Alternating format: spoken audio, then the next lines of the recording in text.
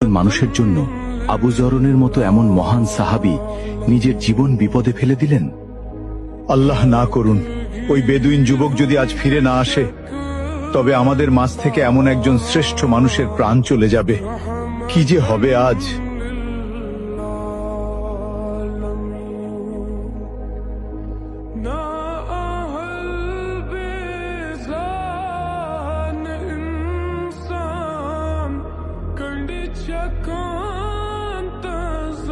ওই লোকটা যেহেতু 3 দিনের মধ্যে আসতে পারেনি, সেহেতু আবু যর গিফারিকেই তার পরিবর্তে হত্যার আদেশ দেওয়া হলো।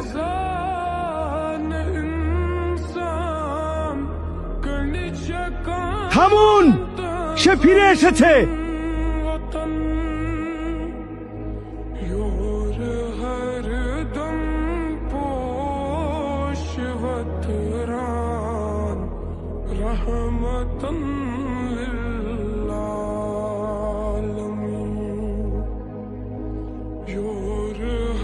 কি ব্যাপার, তোমার আসতে এত দেরি হলো কেন?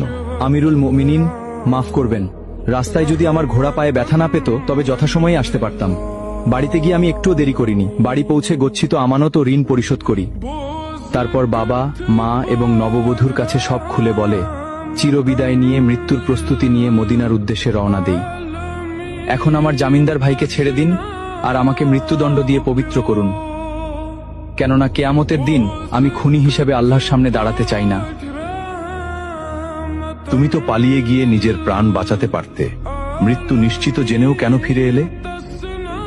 আমি ফিরে এসেছি কেউ যাতে বলতে না পারে এক মুসলমানের বিপদে আরেক মুসলমান সাহায্য করতে এগিয়ে এসে নিজেই বিপদে পড়ে গেছিল।